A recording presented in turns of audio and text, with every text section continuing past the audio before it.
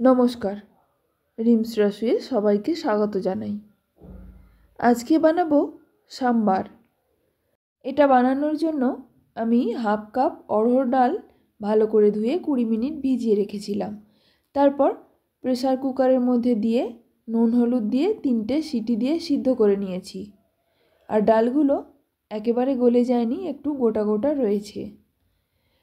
এরপর আমি কিছু সবজি নিয়েছি, তার মধ্যে বেগুন, লাউ, মূলো, গাজর, ঢেঁড়স আর টমেটো নিয়েছি। আপনারা আপনাদের পছন্দ অনুযায়ী সবজি নেবেন। আর সবজিটা আমি একটু বেশি পরিমাণেই নিয়েছি।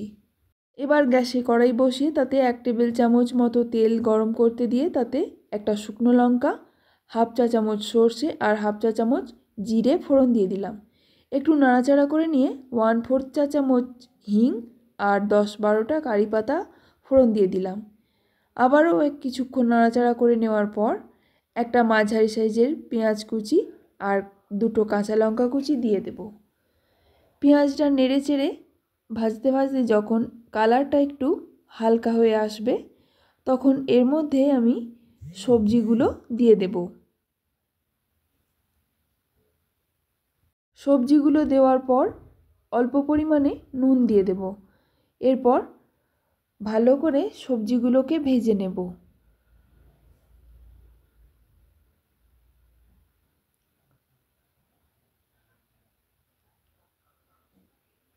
সবজি মোটামুটি ভাজা হয়ে এসেছে। এবার এর মধ্যে হাফ চা চামচ হলুদের গুঁড়ো, হাফ চা চামচ কাশ্মীরি লঙ্কার গুঁড়ো, 1 টেবিল চামচ মতো সাম্বার মশলা পাউডার দিয়ে দেব।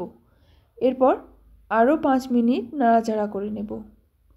5 মিনিট পর হাফ কাপ জল দিয়ে দেব। জলটা দেওয়ার পর একটু নেড়েচেড়ে ভালো করে মিশিয়ে নেব। তারপর ঢাকা দিয়ে 10 মিনিট মতো কম আঁচে সিদ্ধ হতে দেব।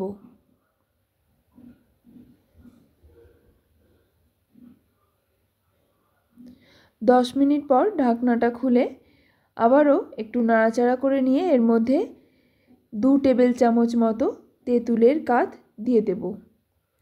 তেঁতুলটা ভালো করে মিশিয়ে নেওয়ার পর এবার এর মধ্যে সিদ্ধ করে রাখা ডালটা দিয়ে দেব। তারপর অল্প পরিমাণে জল দিয়ে দেব। নেড়ে চেড়ে ভালো করে মিশিয়ে নেওয়ার পর এবার এর মধ্যে একটা মাঝারি সাইজের পেঁয়াজ কুচি দিয়ে দেব। পেঁয়াজটা আমি একটু চৌকো চৌকো করে কেটে রেখেছি।